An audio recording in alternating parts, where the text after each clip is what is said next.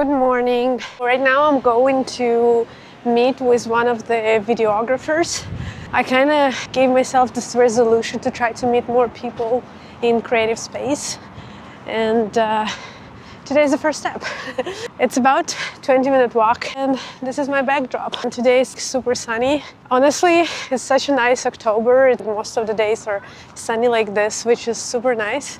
And I also took my camera and I wanted to film some of the autumn. And I'll see you in the coffee shop.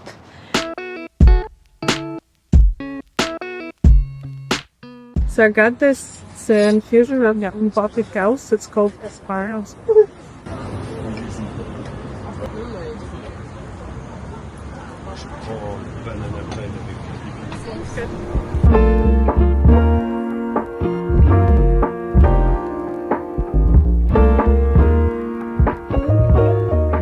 Welcome to one more hidden garden in Paris. This one is in the very center, but it's just this hidden little corner.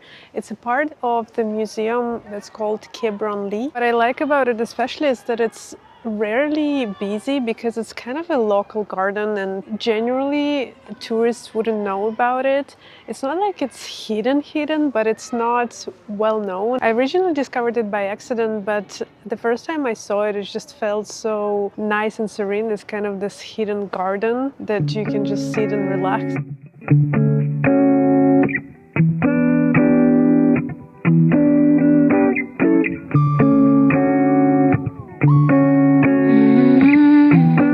As you explore the park, there is a second thing you might want to check, and it's Café Jacques. They have a classic French options for lunch. I took this vegetable daily special and it was delicious. And if it's a sunny day, you can also enjoy the view and the sun on their terrace. I honestly can't believe it's October. It's such a nice weather. Generally, it's already much colder in October, and now you have a lot of yellow leaves. Originally, I had a meeting today. I was supposed to meet a videographer, but something happened last minute, so we didn't meet.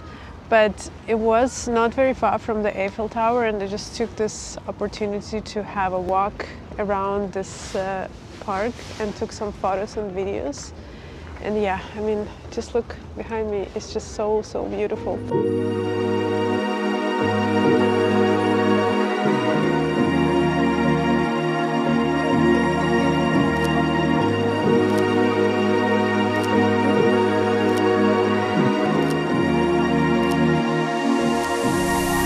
Good morning, it's Wednesday and today we're going to the Immersive theater. This is the first time I'm doing something like this. A few of my friends actually tried similar things. I have a friend who did it in New York and she said it was a little confusing. And in Paris I didn't know it existed, and then I saw this ad on Instagram. I checked it out and I thought like it might be cool. So I'm very excited. We'll see how it goes. I'll try to document as much as possible, but I don't know how this whole thing works. I cannot promise that I'll give you the full picture, but I'll try to share some of the insights and then the final impressions.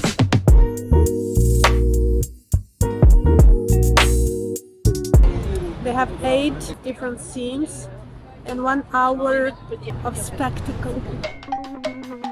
1, 2, 3, go!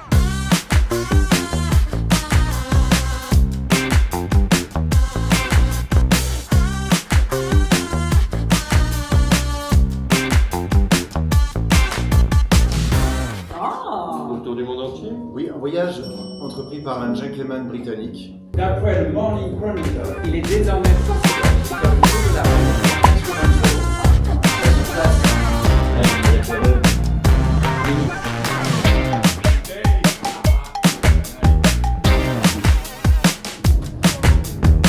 Il eut un soir, il eut un matin, ce fut le 1er juillet. 6, 5, 4, 3, 2, 1. C'est parti! We just finished Immersive theater. It was really cool. I've never done something like this. It was quite expressive and there was a lot of decorations. I particularly liked how elaborate the decor is. It was really cool from room to room. And the coolest part is that you're a part of the action. It's just like so close, especially there's a cafe scene, like you're in this big room and there are tables and you just sit at them and the actors are just next to you. So this was kind of cool. I definitely recommend it, especially given the price. It's a really cool experience if you've never done something like this. So if you're looking for something original while in Paris, I can definitely recommend this one.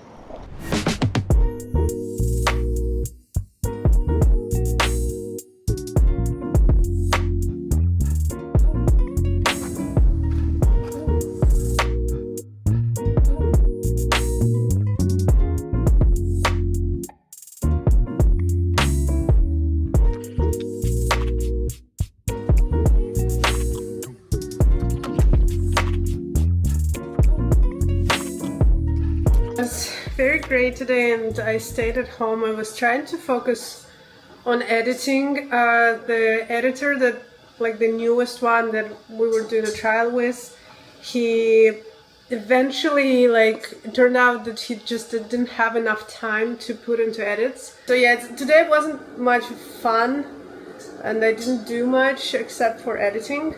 But now it's sunny, so I think I'll get myself out. I also need to send this film roll. I'm super impatient for the last one. So the first time they did it super quickly, and so this has kind of created the expectation for the second to be quick as well. And their normal times 3 to 5 days, and they only got it on Monday. And today it's Thursday, so it's like they said they'll get it to me by tomorrow, I guess maybe tomorrow during the day. But the first one I got I think maybe day after, 2 days maximum. So it was a good surprise, and now it's kind of the opposite. But yeah, I hope I'll get it tomorrow. And I started doing research. So actually today, I did a lot of research on film cameras. So I was going to this, it's like a French Craigslist where people just publish the things they want to sell. I sold quite a lot of stuff through there. And I looked into a few cameras. It's actually the funny thing. I have no idea. The digital cameras, I've been using them for so long, and I kind of know what the things you need to look for when you make choices. When you select which camera, which brand is better. And with film cameras, it's kind of different.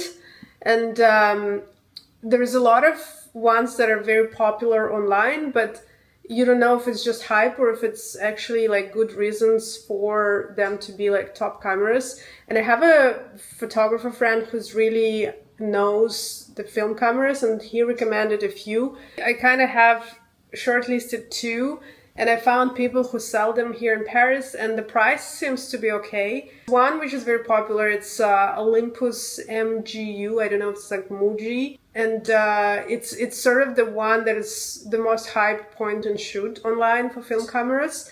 And they're around 200 to 300, which I feel is quite expensive when you think, oh, it's just a small point and shoot, which is mostly plastic. And I actually don't know what are the things you need to look for in the point and shoot. Exposure, the autofocus, and the lens. But I also wonder how different they really are. Everybody recommends this one, and I figured, okay, let's see if I can find a good version of it. And then the second one is Canon A1, which is kind of bulky. So this one, I'm a bit worried it's going to be similar to the one I have. And the other part too, it has Canon lenses. So for me, the point and shoot, the cool part is that you can just carry it around and it's lightweight. And then the second one, the current rolls I was doing with the actual lens, and it gives you a very beautiful picture. And so I wanted to keep the lenses, but just get a different camera body that is not as bulky and as archaic, I would say, as manual. But the Canon that I found, and that again everybody recommends, is a good camera. It has its own lens mount, so I can buy the transition ring and attach it, but I kind of, I'm not sure if I'm making the right decision here. And this one I found anywhere from 150 to 300 and more. And if this for 150 it works, then I might give it a try, and then if I don't like it, I can try and sell it, because this is a good enough price to where I can I probably will be able to sell it for not much less. So yeah, I mean, I will try to meet 2 people, like both of those people next week, and in between I'll do a bit more research. I also found a couple of options that actually can fit with the lenses I have, like natively, and but I didn't do enough research on those. So these are kind of the things I need to look into today. And yeah, then I just need to keep on figuring out the editors thing. I just feel like I've been talking about it for months, and I can know that I've been trying to find one for months. Almost feel that I'm never gonna get to the place where I have a reliable person to just give my videos to.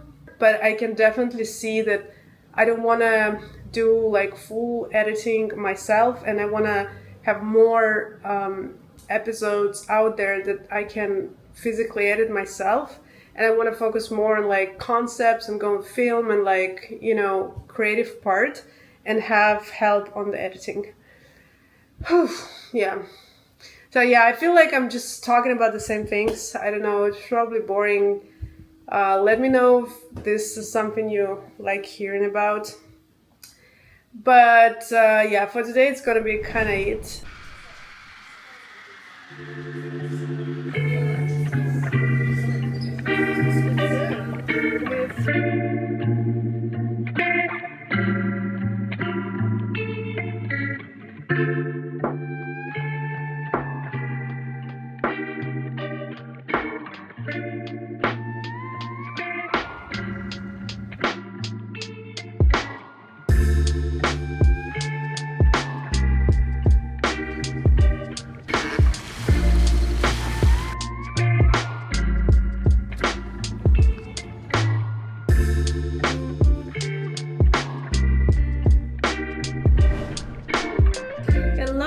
It's Friday today, and I wanted to film a little more of autumn in Paris. I'm doing this project about different seasons in Paris. It's a part of the Paris on Demand series that is inspired or requested by people who watch my videos. And one person mentioned this, that they missed how beautiful the Paris is, and I had this idea to film a cinematic series. Yeah, this is what I did this morning, and now I'm back home, and I just received an email that my second roll is ready, so I'm impatient to look at the photos.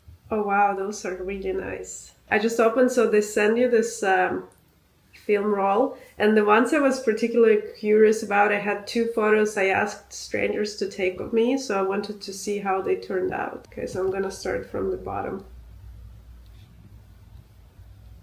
So I used the new film that is Portra. Everybody is so like raving about it, and so I can kind of see why the pictures are so like, it's very different feel from the last one. It's very pretty. Yeah, I really want to do more film photography now. So it's just such a like cool feeling to discover your shots. Like generally it takes some time for them to come back.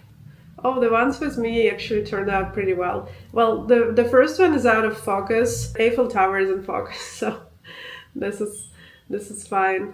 And then the second one, let me check. It's a little later. The second one is out of focus too, but it's fine. And I feel like it's really hard to expect people to manage this manual focus on the film camera.